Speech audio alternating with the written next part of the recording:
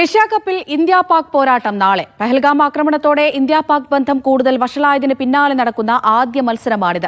മുൻകരുതൽ നടപടികളുടെ ഭാഗമായി സ്റ്റേഡിയത്തിൽ സുരക്ഷ കൂടുതൽ കർശനമാക്കി. സെൽഫി സ്റ്റിക്ക് മുതൽ കൊടികൾക്ക് വരെ വിലക്കേർപ്പെടുത്തി. ഇന്ത്യയിൽ കളിക്കാൻ പാകിസ്ഥാനും പാകിസ്ഥാനിൽ കളിക്കാൻ ഇന്ത്യയും തയ്യാറല്ലാത്ത സാഹചര്യത്തിലാണ് ഏഷ്യാകപ്പ് ഉൾപ്പെടെയുള്ള മത്സരങ്ങൾ UAE-യിലേക്ക് ചേക്കേറിയത്. ഇരു രാജ്യങ്ങളിലെയും ക്രിക്കറ്റ് ആരാധകർ തടിച്ചുകൂടുന്ന വേദി കൂടിയാണ് ദുബൈ അന്താരാഷ്ട്ര ക്രിക്കറ്റ് സ്റ്റേഡിയം. സ്റ്റേഡിയത്തിലെ സുരക്ഷാ നിർദ്ദേശങ്ങൾ പാലിക്കാത്തവർക്കെതിരെ കർശന നടപടിയുണ്ടാകുമെന്ന് ദുബൈ പോലീസ് മുന്നറിയിപ്പ് നൽകി. സ്റ്റേഡിയത്തിലേക്ക് കൊണ്ടുവരാൻ വിലക്കുള്ള വസ്തുക്കളുടെ പട്ടികയും പുറത്തിറക്കി. റിമോട്ട് നിയന്ത്രിത ഉപകരണങ്ങൾ, മൃഗങ്ങൾ, വിഷപദാർത്ഥങ്ങൾ, പവർ ബാങ്ക്, പടക്കം, ലേസർ പോയിന്റർ, ഗ്ലാസ് വസ്തുക്കൾ, സെൽഫി സ്റ്റിക്ക്, മോണോപോഡ്, കുട, മൂർച്ചയുള്ള ഉപകരണങ്ങൾ, പുറത്തുനിന്നുള്ള ഭക്ഷണപാനീയങ്ങൾ, കൊടികൾ, ബാനറുകൾ എന്നിവയ്ക്കെല്ലാം വിലക്കുണ്ട്. നിയമം ലംഘിച്ചാൽ 5000 ദിർഹം മുതൽ 30,000 ദിർഹം വരെ പിഴയും 3 മാസം തടവും ശിക്ഷ ലഭിക്കും. Media 1, Dubai. ഏഷ്യാകപ്പ് ക്രിക്കറ്റിൽ ബംഗ്ലാദേശിനെതിരെ ശ്രീലങ്കയ്ക്ക് 6 വിക്കറ്റ് ജയം. ബംഗ്ലാദേശിന് വേണ്ടി ജാക്കർ അലി 41ഉം ഷമീം ഹുസൈൻ 42ഉം റൺസെടുത്തു. വാനിദു ഹസാരംഗ 2 വിക്കറ്റ് വീഴ്ത്തി. സൗദിയിൽ മറ്റ് വ്യക്തികളുടെ ഫോട്ടോ അനുമതിയില്ലാതെ ഉപയോഗിക്കുന്നതിന് പിഴ ഈടാക്കി തുടങ്ങി. AI ഉപയോഗിച്ച് മറ്റൊരാളുടെ സ്വകാര്യ ഫോട്ടോയിൽ മാറ്റം വരുത്തി ഉപയോഗിച്ചതിന് 9,000 റിയാലാണ് പിഴ ചുമത്തിയത്. വ്യാപാര ആവശ്യത്തിനായാണ് ചിത്രം ഉപയോഗിച്ചത്. സൗദി അതോറിറ്റി ഫോർ ഇന്റലക്ച്വൽ പ്രോപ്പർട്ടിയാണ് നടപടി സ്വീകരിച്ചത്. മറ്റൊരാളുടെ സ്വകാര്യ ഫോട്ടോ മാറ്റം വരുത്തി അനുമതിയില്ലാതെ ഉപയോഗിച്ചതാണ് കുറ്റം. 9,000 റിയാലാണ് പിഴ ചുമത്തിയത്. മാറ്റങ്ങൾ വരുത്തി ചിത്രം ഉപയോഗിച്ചത് വ്യാപാര ആവശ്യത്തിനായാണ്. പകർപ്പവകാശം അഥവാ കോപ്പിറൈറ്റ് നിയമലംഘനത്തിനാണ് പിഴ. പരാതിക്കാരന്റെയോ പ്രതിയുടെയോ വിവരങ്ങൾ നിലവിൽ മന്ത്രാലയം പുറത്തുവിട്ടിട്ടില്ല. ഇത്തരം നിയമലംഘനങ്ങൾക്ക് കടുത്ത ശിക്ഷ ലഭിക്കുമെന്ന് മന്ത്രാലയം മുന്നറിയിപ്പ് നൽകി. ഔദ്യോഗികമായി പരാതി ലഭിച്ചാൽ തെളിവുകൾ ശേഖരിച്ച് അന്വേഷിക്കും. ചോദ്യം ചെയ്യലിന് ശേഷം പരാതി വിദഗ്ധ സമിതിയിലേക്ക് കൈമാറിയതിനു ശേഷമായിരിക്കും അന്തിമ വിധി പുറപ്പെടുവിക്കുക. Vishal Cherpulassery, Media 1, Riyadh. Kuwait അടക്കമുള്ള വിദേശ രാജ്യങ്ങളിൽ നിന്ന് മടങ്ങുന്ന ഇന്ത്യക്കാർക്കുള്ള സ്വർണ്ണ കസ്റ്റംസ് നിയമങ്ങൾ വിശദീകരിച്ച അധികൃതർ. വിദേശത്ത് താമസിച്ച കാലയളവിനെയും സ്വർണത്തിന്റെ അളവ്, രൂപം എന്നിവയെയും അടിസ്ഥാനമാക്കിയാണ് കസ്റ്റംസ് തീരുവ നിർണ്ണയിക്കുന്നതെന്ന് ഇന്ത്യൻ കസ്റ്റംസ് അധികൃതർ വ്യക്തമാക്കി. 1 വർഷത്തിൽ കൂടുതൽ വിദേശത്ത് താമസിക്കുന്ന യാത്രക്കാർക്ക് ഡ്യൂട്ടി ഫ്രീ ആയി സ്വർണ്ണാഭരണങ്ങൾ കൊണ്ടുവരാം. പുരുഷന്മാർക്ക് 20 ഗ്രാം വരെയും സ്ത്രീകൾക്ക് 40 ഗ്രാം വരെയുമാണ് അനുവാദമുള്ളത്. 20 ഗ്രാമിന്റെ മൂല്യം 50,000 രൂപയും 40 ഗ്രാമിന്റെ മൂല്യം 1 ലക്ഷം രൂപയുമാണ്. എന്നാൽ സ്വർണ്ണ ബാറുകൾ, നാണയങ്ങൾ, ബിസ്ക്കറ്റുകൾ എന്നിവയ്ക്ക് ഈ ഇളവ് ബാധകമല്ല. 6 മുതൽ 12 മാസം വരെ വിദേശത്ത് താമസിച്ച് മടങ്ങുന്നവർക്ക് 1 കിലോഗ്രാം വരെ സ്വർണത്തിന് 13.75% ഇളവ് തീരുവ അടയ്ക്കേണ്ടി വരും. ആഭരണങ്ങൾ, ബാറുകൾ, നാണയങ്ങൾ എന്നിവയ്ക്ക് ഈ നിരക്ക് ബാധകമാണ്. 6 മാസത്തിൽ താഴെ വിദേശത്ത് കഴിഞ്ഞവർക്ക് ഏറ്റവും ഉയർന്ന നിരക്കായ 38.5% തീരുവ ബാധകമാകും. ഇവർക്ക് ആഭരണങ്ങൾക്ക് പോലും ഡ്യൂട്ടി ഫ്രീ അലവൻസ് ലഭിക്കില്ല. തീരുവ അടയ്ക്കുന്നതിന് വിദേശ കറൻസി അല്ലെങ്കിൽ കുറഞ്ഞ ഫീസുള്ള ക്രെഡിറ്റ് കാർഡുകൾ ഉപയോഗിക്കാമെന്നും ഉദ്യോഗസ്ഥർ അറിയിച്ചു. Media 1, Kuwait City. കുവൈത്തിലെ ക്യാപിറ്റൽ ഗവർണറേറ്റിൽ സുരക്ഷാ ഡയറക്ടറേറ്റ് നടത്തിയ പരിശോധനയിൽ 269 പേരെ അറസ്റ്റ് ചെയ്തു. താമസ, തൊഴിൽ നിയമങ്ങൾ ലംഘിക്കുന്നവരെ പിടികൂടാനായിരുന്നു ഈ ഓപ്പറേഷൻ. ആഭ്യന്തര മന്ത്രാലയത്തിന്റെ റിപ്പോർട്ട് അനുസരിച്ച് അറസ്റ്റിലായവരിൽ 202 പേർ തൊഴിൽ നിയമലംഘനത്തിനാണ് പിടിയിലായത്. കാലാവധി കഴിഞ്ഞ റെസിഡൻസി പെർമിറ്റുള്ള 29 പേരെയും ജോലി വിട്ട് ഒളിച്ചോടിയ 25 പേരെയും പിടികൂടിയിട്ടുണ്ട്. കുവൈത്തിലെ ഫഹാഹീൽ ഇൻഡസ്ട്രിയൽ ഏരിയയിലെ ഗതാഗത പരിശോധനയിൽ 93 വാഹനങ്ങൾ പിടിച്ചെടുത്തതായി ആഭ്യന്തര മന്ത്രാലയം അറിയിച്ചു. സുരക്ഷാ മാനദണ്ഡങ്ങൾ പാലിക്കാത്തതിനെ തുടർന്നാണ് വാഹനങ്ങൾ പിടികൂടിയത്. വ്യാവസായിക മേഖലയിലെ നിയമം ലംഘിക്കുന്ന വർക്ക്ഷോപ്പുകൾ, ഗ്യാരേജുകൾ, വാഹനങ്ങൾ എന്നിവയെ പ്രത്യേകമായി ലക്ഷ്യമിട്ടാണ് ക്യാമ്പയിൻ നടത്തിയത്. വ്യാവസായിക പാർപ്പിട മേഖലകളിൽ ഇത്തരം ക്യാമ്പയിനുകൾ തുടരുമെന്നും മന്ത്രാലയം അറിയിച്ചു. കുവൈത്ത് എയർവേസിന് 2026 5 സ്റ്റാർ എയർലൈൻ റേറ്റിംഗ് നൽകി എയർലൈൻ പാസഞ്ചർ എക്സ്പീരിയൻസ് അസോസിയേഷൻ. അമേരിക്കയിലെ കാലിഫോർണിയയിൽ നടന്ന ചടങ്ങിൽ acting CEO Abdul Wahab Alshatti award സ്വീകരിച്ചു. ലോകത്തിലെ 600 എയർലൈനുകളുടെ 1 ദശലക്ഷത്തിലധികം വിമാന സർവീസുകളിൽ യാത്രക്കാരുടെ ഫീഡ്ബാക്കിന്റെ അടിസ്ഥാനത്തിലാണ് റേറ്റിംഗ് നിർണ്ണയിച്ചത്. ഈ വർഷത്തെ റിപ്പോർട്ട് പ്രകാരം കുവൈത്ത് എയർവേസ് 109 ആഗോള എയർലൈനുകളിൽ 20ാം സ്ഥാനത്തും മിഡിൽ ഈസ്റ്റിൽ 5ാം സ്ഥാനത്തുമാണ്. പുലികൾക്കായി ഗൾഫ് മേഖലയിലെ ആദ്യത്തെ മൊബൈൽ വെറ്ററിനറി ക്ലിനിക്കിന് തുടക്കമായി. സൗദിയുടെ സഹകരണത്തോടെയായിരിക്കും പദ്ധതി. ഒമാനിലെ ദോഫാർ ഗവർണറേറ്റിലാണ് പദ്ധതി നടപ്പാക്കുക. സൗദി, ഒമാൻ സംയുക്ത സഹകരണത്തോടെയാണ് പദ്ധതി. അറേബ്യൻ ലിയോപാഡ് ഇനത്തിൽപ്പെട്ട പുലികളെ സംരക്ഷിക്കുന്നതിന്റെ ഭാഗമായാണിത്. ഒമാനിലെ ദോഫാർ ഗവർണറേറ്റിലാണ് പദ്ധതി നടപ്പാക്കുക. ദോഫാറിലെ പർവ്വത പ്രദേശങ്ങളിലായിരിക്കും ക്ലിനിക്കിന്റെ പ്രധാന പ്രവർത്തനം. അത്യാധുനിക മെഡിക്കൽ ഉപകരണങ്ങൾ, വേഗത്തിലുള്ള സേവനത്തിനായി പൂർണ്ണമായി ഏകീകരിച്ച യൂണിറ്റ്, പ്രത്യേക വൈദ്യസംഘം തുടങ്ങിയ സംവിധാനങ്ങളായിരിക്കും ക്ലിനിക്കിൽ ലഭ്യമാവുക. പ്രകൃതി സംരക്ഷണ കേന്ദ്രങ്ങൾ സ്ഥാപിക്കൽ, വേട്ട നിരോധന നിയമങ്ങൾ, ക്യാമറകൾ സ്ഥാപിക്കൽ എന്നീ സംവിധാനങ്ങൾ നിലവിൽ വന്യജീവി സംരക്ഷണത്തിനായി ഒമാനിൽ നടപ്പാക്കുന്നുണ്ട്. രാജ്യാന്തര സഹകരണം ശക്തിപ്പെടുത്തുന്നതിന്റെ ഭാഗം കൂടിയാണ് ഇരു രാജ്യങ്ങളുടെയും സഹകരണത്തോടെയുള്ള പദ്ധതി. Mishal Cherpulassery, Media 1, Riyadh. ബഹ്റൈനിൽ ഫുഡ് ട്രക്കുകളുടെ ലൈസൻസ് ഇനി മുതൽ സ്വദേശികൾക്ക് മാത്രമായി പരിമിതപ്പെടുത്താൻ ആലോചന. ഫുഡ് ട്രക്ക് തുടങ്ങാൻ ആഗ്രഹിക്കുന്ന ബഹ്റൈൻ പൗരന്മാർക്ക് മുൻഗണന നൽകാനുള്ള നിർദ്ദേശം പാർലമെന്റ് എംപിമാരാണ് അവതരിപ്പിച്ചത്. ഓരോ ഫുഡ് ട്രക്കിലും അതിന്റെ വ്യാപാര നാമവും കമേഴ്ഷ്യൽ രജിസ്ട്രേഷൻ നമ്പരും പ്രദർശിപ്പിക്കണമെന്നും നിർദ്ദേശമുണ്ട്. നിർദ്ദേശം അംഗീകരിക്കപ്പെട്ടാൽ ഈ മേഖലയിൽ വിദേശ തൊഴിലാളികളെ നിയമിക്കാനും കഴിയില്ല. എല്ലാവരെയും തൃപ്തിപ്പെടുത്താൻ കഴിയുന്ന സിനിമ നിർമ്മിക്കാൻ കഴിയില്ല എന്ന് നടൻ ആസിഫ് അലി. തന്റെ പുതിയ സിനിമകൾ പലതും മക്കൾക്ക് പോലും ഇഷ്ടപ്പെടുന്നില്ല. മിറാഷ് സിനിമയുടെ റിലീസിന് മുന്നോടിയായി ദുബൈയിൽ മാധ്യമപ്രവർത്തകരോട് സംസാരിക്കുകയായിരുന്നു ആസിഫ് അലി. എല്ലാ ഓഡിയൻസിനെയും സാറ്റിസ്ഫൈ ചെയ്യാൻ വേണ്ടി സിനിമ ചെയ്യാൻ നമുക്ക് പറ്റില്ല. അതിന് ഏറ്റവും വലിയൊരു എക്സാമ്പിൾ ഞാൻ പറയാം. എൻ്റെ മൂത്ത മോൻ ആഡം, അവന് 12 വയസ്സാവുന്നു. ഇപ്പം ഞാൻ എൻ്റെ ഇതുവരെയുള്ള കരിയറിൽ ഞാൻ ഏറ്റവും അഭിമാനത്തോടെ പറയുന്ന ഒരു വർഷമാണ് 2024 ഇപ്പം 25. ഇതിലിറങ്ങിയ ഒരു സിനിമയും എൻ്റെ വീട്ടിൽ എൻ്റെ മക്കൾക്ക് ഇഷ്ടപ്പെട്ടിട്ടില്ല. അവർ ആരും ഇത് തിയേറ്ററിൽ വന്ന് കണ്ടിട്ട് അവർക്ക് കാര്യം രേഖാചിത്രം 11 വയസ്സുള്ള എൻ്റെ മകന് കാണാൻ പറ്റില്ല.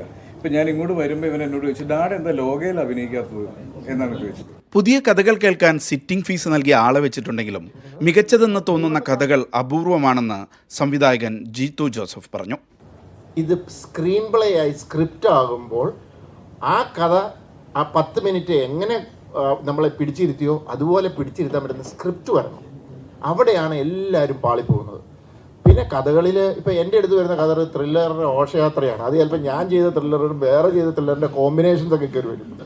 അപ്പം 100 കഥ കേൾക്കുമ്പോൾ 1ഓ 2ഓ ആണ് കുഴപ്പമില്ല എന്ന് തോന്നുന്നത്. മിറാഷ് ഇവൻ ഫുൾ ത്രില്ലർ വിഭാഗത്തിൽ ഉൾപ്പെടുന്ന സിനിമയാണെന്ന് അണിയറ പ്രവർത്തകർ അവകാശപ്പെട്ടു.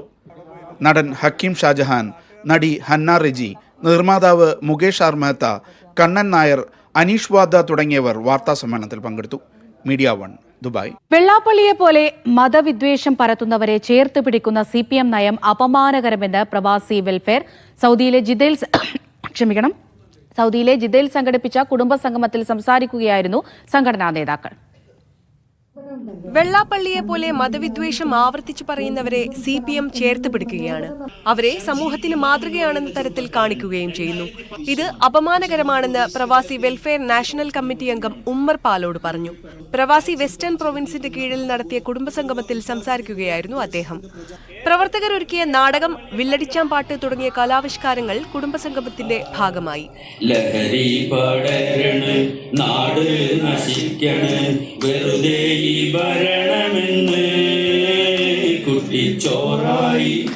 ആക്രമിക്കാൻ വന്നപ്പോൾ ഒരു പ്രത്യേക ആക്ഷനിലൂടെ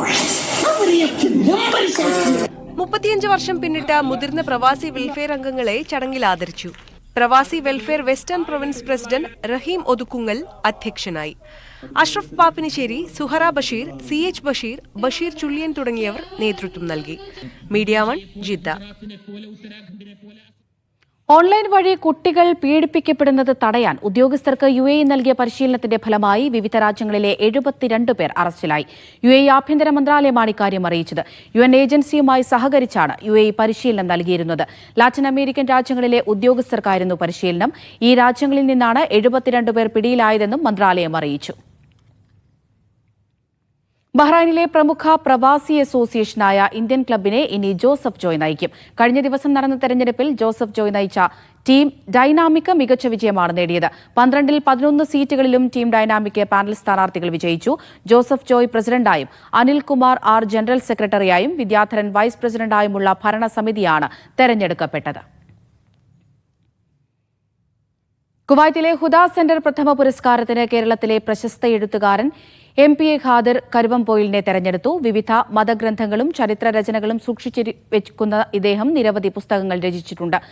മസ്ജിദുൽ കബീർ ഓഡിറ്റോറിയത്തിൽ നടന്ന പരിപാടിയിൽ പുരസ്കാര പ്രഖ്യാപനം നടത്തി. നവംബറിൽ കോഴിക്കോട് നടക്കുന്ന കേരള ജമിയത്തുൽ ഉലമ സമ്മേളനത്തിൽ വെച്ച് പുരസ്കാരവും പ്രശസ്തിപത്രവും സമ്മാനിക്കുമെന്ന് ഹുദ ജനറൽ സെക്രട്ടറി അബ്ദുറഹ്മാൻ അടക്കാനി അറിയിച്ചു. സൗദിയിലെ ബുറൈദയിൽ ഖസീം പ്രവാസി സംഘം കുടുംബവേദിയുടെ നേതൃത്വത്തിൽ ഓണാഘോഷം സംഘടിപ്പിച്ചു. ഓണനിലാവ് എന്ന പേരിലായിരുന്നു പരിപാടികൾ. Malayalam mission Saudi chapter secretary Jomon Stephen ഉദ്ഘാടനം ചെയ്തു. ഷമീറ ഷബീർ അധ്യക്ഷയായ ചടങ്ങിൽ സാംസ്കാരിക പരിപാടികൾ അരങ്ങേറി. ഫൗസിയ ഷാ, ജിതേഷ് പട്ടുവം തുടങ്ങിയവർ ചടങ്ങിൽ സംസാരിച്ചു. ഓണം വ്യത്യസ്തമായ രീതിയിൽ ആഘോഷിച്ച മലയാളി പ്രവാസികൾ. ഐസ്ലൻഡിലാണ് കേരളത്തിലെ പരമ്പരാഗത വേഷമായ മുണ്ടും ഷർട്ടും ധരിച്ച് കുവൈത്തിലെയും UAE-യിലെയും പ്രവാസി യുവാക്കൾ ഓണാഘോഷം ഗംഭീരമാക്കിയത്. കുറ്റിപ്പുറം MES എഞ്ചിനീയറിംഗ് കോളേജിലെ 2008 വർഷത്തെ ബാച്ചുകാരാണ് 20 വർഷത്തിന് ശേഷം ഐസ്ലൻഡിൽ ഒരുമിച്ച് കൂടിയത്. കുവൈത്തിൽ നിന്ന് റിയാസുദ്ദീനും UAE-യിൽ നിന്ന് സുനീർ, അസ്ഹർ, അജ്മൽ, ഷഹീർ, സിയാം, ലിയാസ്, എഡ്വിൻ, ജാബിർ, റമീസ് എന്നിവരും ചേർന്നാണ് പുനഃസംഗമം സംഘടിപ്പിച്ചത്. കേരളത്തിന്റെ പരമ്പരാഗത വേഷമായ വെള്ളമുണ്ടും ഷർട്ടും ധരിച്ച് ഐസ്ലൻഡിന്റെ പ്രകൃതി സൗന്ദര്യത്തിന്റെ പശ്ചാത്തലത്തിൽ നടത്തിയ സംഗമം അവിടെയുള്ള പ്രദേശവാസികൾക്കും സഞ്ചാരികൾക്കും അത്ഭുതമായി. കേരളത്തെക്കുറിച്ചും സംസ്കാരത്തെക്കുറിച്ചും വിദേശികൾ ഉത്സാഹത്തോടെ ചോദിച്ചറിഞ്ഞതായി ഇവർ പറഞ്ഞു. വർഷം മുഴുവനും മഞ്ഞുമൂടിക്കിടക്കുന്ന ഐസ്ലൻഡിൽ ഇവർ പോസ്റ്റ് ചെയ്ത ഓണാഘോഷ വീഡിയോകൾ സോഷ്യൽ മീഡിയയിൽ വൈറലാണ്. ഐസ്ലൻഡിന്റെ പ്രകൃതി വിസ്മയമായ നോർത്തേൺ ലൈറ്റ്സ് കാണുവാനും സന്ദർശനത്തിനിടെ ഇവർക്ക് കഴിഞ്ഞു. ആകാശത്ത് നൃത്തം ചെയ്യുന്ന വർണ്ണങ്ങളുടെ കാഴ്ചയും സുഹൃത്തുക്കളുടെ കൂട്ടായ്മയും ജീവിതത്തിലെ മറക്കാനാവാത്ത അനുഭവമാണെന്ന് ഇവർ പറഞ്ഞു. സലീം കോട്ടയിൽ, മീഡിയ 1, കുവൈറ്റ് സിറ്റി. സൗദിയിലെ റിയാദിൽ OICCക്ക് കീഴിൽ ബഹുജനങ്ങളെ പങ്കെടുപ്പിച്ച വിപുലമായ ഓണാഘോഷം. സെൻട്രൽ കമ്മിറ്റിക്ക് കീഴിൽ സംഘടിപ്പിച്ച ഓണാഘോഷം റിയാദിലെ പ്രവാസികളുടെ ഒത്തുചേരലായി. സദ്യയും കലാവിരുന്നുകളും ചേർന്നതായിരുന്നു പരിപാടി.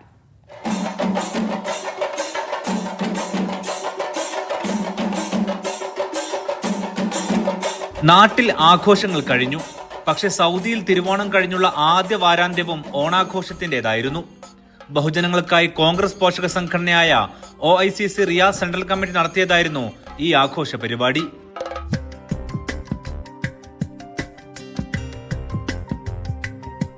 OICC റിയാദ് സെൻട്രൽ കമ്മിറ്റിയുടെ ആഭിമുഖ്യത്തിൽ എല്ലാ വർഷവും ഓണം നടത്താറുണ്ട്. പക്ഷേ ഇപ്രാവശ്യം വളരെ വിപുലമായിട്ടുള്ള ഓണപരിപാടിയാണ് നടത്തുന്നത്. നമ്മളെ 14 ജില്ലകളുടെ പ്രവർത്തകർ വളരെ സജീവമായിട്ട് ഈ ഓണസദ്യയിൽ പങ്കെടുക്കുന്നുണ്ട്.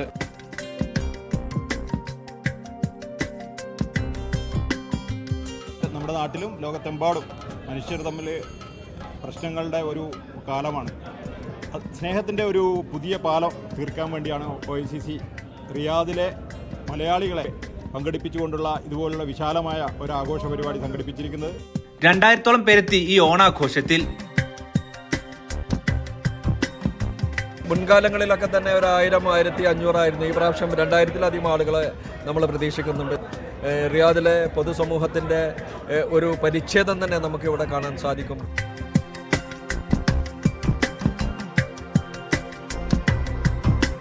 ഓണസദ്യക്കായി വിവിധ ജില്ലാ കമ്മിറ്റികളെ ചേർത്ത് വിപുലമായ ഒരുക്കം പൂർത്തിയാക്കിയിരുന്നു.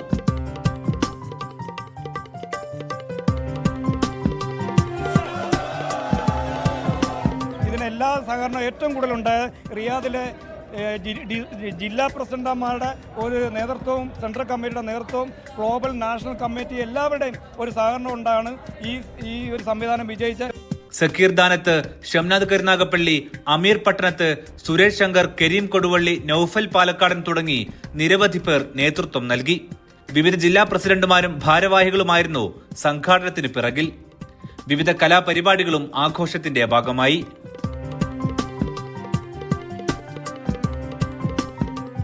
Media 1, Riyadh. സൗദിയിലെ ഖമീസ് മുഷായത്തിൽ അസീർ തനമയുടെ നേതൃത്വത്തിൽ പൊതുസമ്മേളനം സംഘടിപ്പിച്ചു. മുഹമ്മദ് നബി നീതിയുടെ സാക്ഷ്യം എന്ന പേരിലായിരുന്നു സമ്മേളനം. പരിപാടിയുടെ ഉദ്ഘാടനം അബഹ കിങ് ഖാലിദ് യൂണിവേഴ്സിറ്റി പ്രതിനിധി ഡോക്ടർ തഫ്സൽ ഇജാസ് നിർവഹിച്ചു. ഡോക്ടർ അബ്ദുൽ ഖാദർ, ഈസ ഉളിയിൽ, അബ്ദുൽ റഹീം കരുനാഗപ്പള്ളി തുടങ്ങിയവർ ചടങ്ങിൽ സംസാരിച്ചു. സൗദിയിലെ യാംബുവിൽ പ്രവാസികൾ രൂപീകരിച്ച അഗ്നസ് ഫുട്ബോൾ ക്ലബിന്റെ ജേഴ്സി പ്രകാശനം ചെയ്തു. ക്ലബിന് കീഴിൽ ഓണാഘോഷ പരിപാടിയും സംഘടിപ്പിച്ചു. അഗ്നസ് ക്യാമ്പ് ഹാളിൽ നടന്ന പരിപാടിയിൽ യാംബുവിലെ വിവിധ സംഘടനാ നേതാക്കൾ സംസാരിച്ചു. അബ്ദുൽ കരീം പുഴക്കാട്ടിരി പരിപാടി ഉദ്ഘാടനം ചെയ്തു. ജേഴ്സി പ്രകാശനം ക്ലബ്ബ് ചെയർമാൻ ആസിഫ് അലി പെരിന്തൽമണ്ണ നിർവഹിച്ചു. അഗ്നസ് camp manager Munavar, club president Ilyas തുടങ്ങിയവർ പരിപാടികൾക്ക് നേതൃത്വം നൽകി. സയൻസ് ഇന്റർനാഷണൽ ഫോറം സംഘടിപ്പിക്കുന്ന ശാസ്ത്ര പ്രതിഭാ പരീക്ഷയുടെ ബഹ്റൈനിലെ ഒരുക്കങ്ങൾ പൂർത്തിയായതായി ഭാരവാഹികൾ അറിയിച്ചു. 3 ഘട്ടങ്ങളിലായാണ് പരീക്ഷകൾ നടക്കുക. നവംബർ 8-ന് 1ാം ഘട്ട പരീക്ഷ ആരംഭിക്കും. നവംബർ അവസാന വാരം 2ാം ഘട്ടവും ഡിസംബർ ആദ്യ വാരം 3ാം ഘട്ടവും നടക്കും. ബഹ്റൈനിലെ മൊത്തം CBSE സ്കൂളുകളിലെയും ഓരോ ഗ്രേഡുകളിൽ ഏറ്റവും കൂടുതൽ മാർക്ക് ലഭിക്കുന്ന 2 കുട്ടികളെ ശാസ്ത്ര പ്രതിഭാ അവാർഡ് നൽകി ആദരിക്കും. വാർത്താസമ്മേളനത്തിൽ president KS Anilal, doctor Vinod Manikkara, K Sajeevan തുടങ്ങിയവർ പങ്കെടുത്തു. കേരള കാത്തലിക് അസോസിയേഷന്റെ ആഭിമുഖ്യത്തിൽ ഇന്ത്യൻ ടാലന്റ് സ്കാൻ എന്ന പേരിൽ കുട്ടികൾക്കായി ബഹ്റൈനിൽ സംഘടിപ്പിക്കുന്ന കലാസാഹിത്യ സാംസ്കാരിക മേള ഒക്ടോബർ 2ാം വാരം മുതൽ ആരംഭിക്കുമെന്ന് ഭാരവാഹികൾ വാർത്താസമ്മേളനത്തിൽ അറിയിച്ചു. മേളയുടെ ഭാഗമായുള്ള മത്സരങ്ങൾ ഡിസംബർ ആദ്യ വാരം വരെ തുടരും. 5 വിഭാഗങ്ങളിലായി 180ഓളം വ്യക്തിഗത മത്സര ഇനങ്ങളിലും ഗ്രൂപ്പ് ഇനങ്ങളിലും മത്സരങ്ങൾ നടക്കും. വിവിധ മത്സരങ്ങൾക്കായുള്ള രജിസ്ട്രേഷന്റെ അവസാന തീയതി ഈ മാസം 30 ആയിരിക്കും. എന്ന് ഖത്തർ കാലാവസ്ഥാ വിഭാഗത്തിന്റെ പ്രവചനം. ചില പ്രദേശങ്ങളിൽ പകൽ സമയത്ത് ശക്തമായ കാറ്റിനും നേരിയ പൊടിക്കാറ്റിനും സാധ്യതയുണ്ട്. ദൃശ്യപരത കുറയുന്ന സാഹചര്യത്തിൽ വാഹനം ഓടിക്കുന്നവർ ശ്രദ്ധിക്കണമെന്നും അധികൃതർ ആവശ്യപ്പെട്ടു. മികച്ച ലേഖനത്തിനുള്ള ഈ വർഷത്തെ സുവർണവല്ലി സ്മാരക തുളുനാട് അവാർഡിന് ദുബൈയിലെ എഴുത്തുകാരി ദീപ പ്രമോദിനെ തെരഞ്ഞെടുത്തു. കണ്ണൂർ പയ്യന്നൂർ സ്വദേശിയാണ്. പ്രവാസവും സ്ത്രീ സമൂഹവും എന്ന ലേഖനത്തിനാണ് പുരസ്കാരം. അഞ്ജലി രാജു ചേർത്തലയ്ക്കും അവാർഡ് സമ്മാനിക്കും. അടുത്ത മാസം നടക്കുന്ന ചടങ്ങിൽ പുരസ്കാരം കൈമാറും.